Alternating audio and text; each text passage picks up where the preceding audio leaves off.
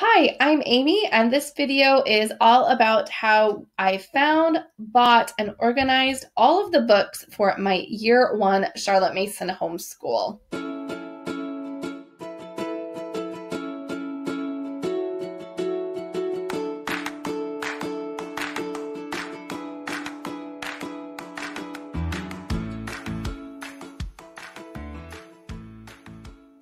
So I've known for quite a while now that I would be homeschooling my kids and that we would be predominantly using Ambleside Online as our curriculum. So I've been book hunting now for years, and along the way I have found a few things out that I think are really important and helpful when you go to start buying books. Because if you look at the website, there are tons, and they are beautiful, lovely living books, but it is quite an investment of time and money in order to procure at least physical copies of what you need. So the first thing that I have done that is super helpful is I put all of the books into Google Keep. So I'm going to show you my screen now and let you see what that actually looks like. So this is my Google Keep page, and you can see that I have a separate note for each year of Ambleside Online, and in that I put in every single book next to a tick box, and this works super well. So I have Google Keep on my phone, and so when I'm out and about, I just have to put the book into the search bar, and then it searches all of my lists. And then it also includes things that I have. It also searches things I have ticked off. So I tick off the books that I already have.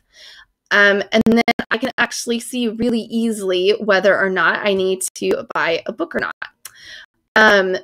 So this is really handy. And I've used this over and over and over again, because otherwise I would just have no idea what to do while I was out and about. So, I'm trying to find an example. If there's a book that you already have, when you tick it off, it grays it out and sends it to the bottom of the list. So you're not sort of cluttered up with stuff that you already have. And I just find this so handy. It searches it so quickly. And there you can see the completed items. So we already have Laura Ingalls Wilder, and we already have The Jungle Book. So I know that I don't need to go and buy those books if I come around them. So that is just the most straightforward thing that I've done in order to make keeping track of the books that we have and don't have simple and straightforward. The other benefit of having the book titles organized in this way is it makes it really easy to grab a bargain when I see one. So this year after Christmas, Better World Books had a massive discount if you bought 4 or more secondhand books. And so I was able to go right into my Year 2 book list. Okay, what don't I have? And I could really easily pick out 4 books that I knew I needed and grab them when there was a deal on. So it means that I can spread out the cost of the books over the year, and I'm not sitting down every August or every time we come to start a term and trying to buy everything all at once. So that's a little bit more helpful on my wallet too, and it's been really good to go about it that way. So where do you find your books? Now, I am not a huge fan of Amazon. I just think they have too big of a chunk of the market. And so I like to give other places my business if at all possible. So obviously, secondhand bookshops are an ideal place to look for books. And I've definitely found a lot of our free reads and a lot of our school books just by poking around in town at places that sell used books.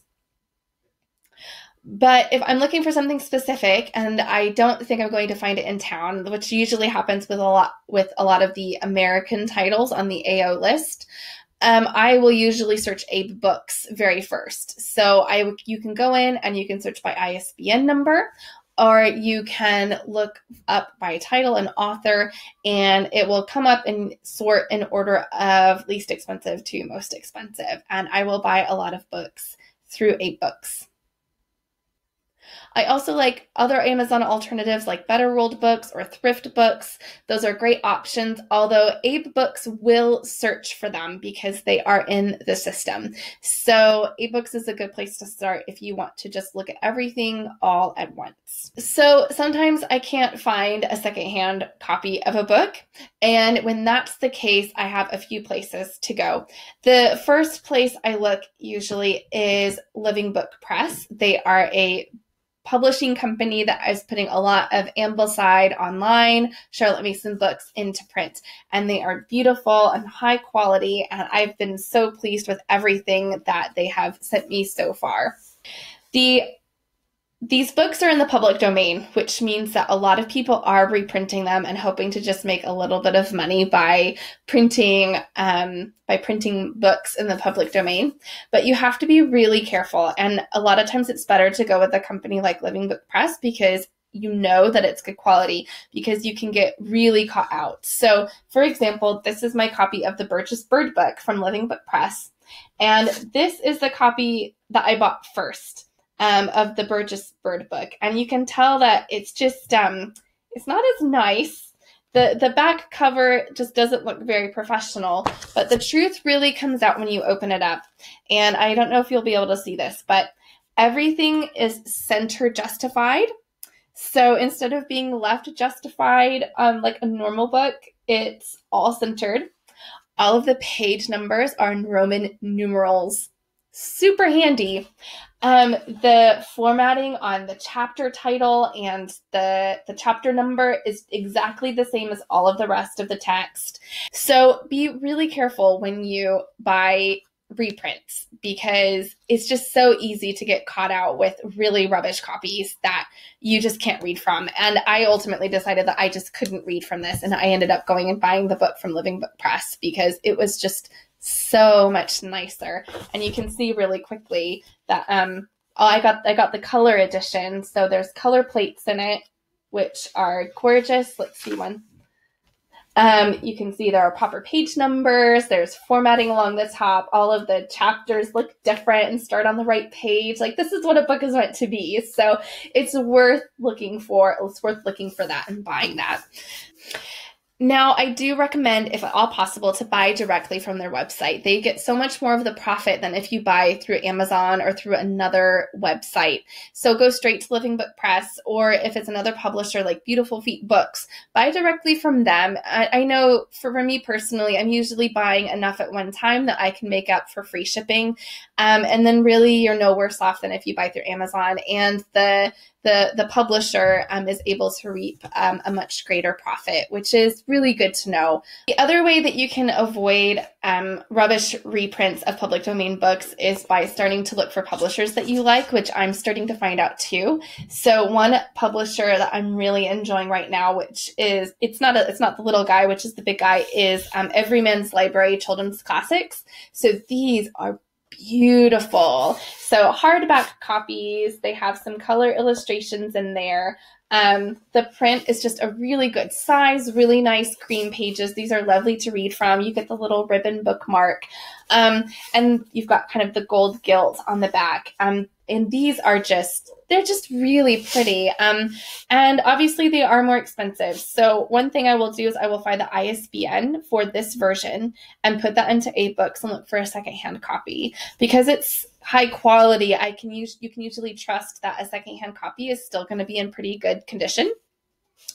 Otherwise, if I can't find a secondhand copy, if it's a really special book or one that I'm really anticipating us loving, I will occasionally buy it new.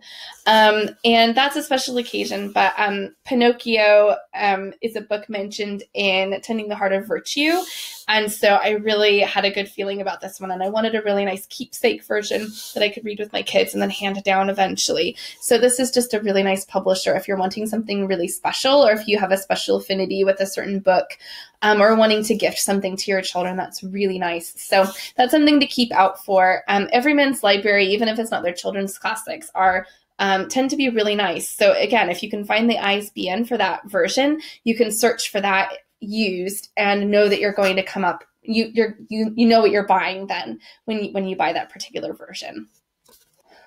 Now, for an extra bargain, what I also like to do is to get cash back on my online purchases. So I use a website called Top Cashback, and I will put my referral link below, just in case you're interested in checking it out. But basically, when you go through Top Cashback, they get a commission for sending you onto a website where you've made a purchase. They receive that commission, but then instead of keeping it, they give it back to you. So I've been able to earn quite a bit of money back, not always through used books, but also through my utilities and household purchases, things like that. I will almost always check Top Cashback and go through their website before I make an online purchase, because every little bit helps, doesn't it? And that money you can put back into buying more used books. So that's just a little tip that I usually do if I'm buying online, just to make sure that I'm really squeezing every penny out of my pound. Now, after the books start coming in, honestly, sometimes it does just feel like a bit of a snowfall of books, especially if you're buying a lot at once. So what I have attempted to do is to color code my books using washi tape, and then sticking an extra sticker on the free reads. Honestly, it's not been that helpful. We had a big remodeling project this summer, and all of our stuff got moved around anyway. And also the washi tape I bought was kind of transparent, so you couldn't really tell the difference between the different colors, which were meant to correspond with the different years of Ambleside Online. So I think this is something that could work really well if I had better washi tape and a dedicated shelf and space to keep these books. But for right now, with this just being our year one books and those being the only books in circulation, we're doing okay just having them collected together in a big crate and going and getting what we need as we need it. So that's definitely something where I'll be thinking a little bit more about how to keep things together and organized as we start adding more students and more years and more books into the mix. So if you have any tips on keeping those books organized, I would love to hear them. So pop that into the comments and let me know.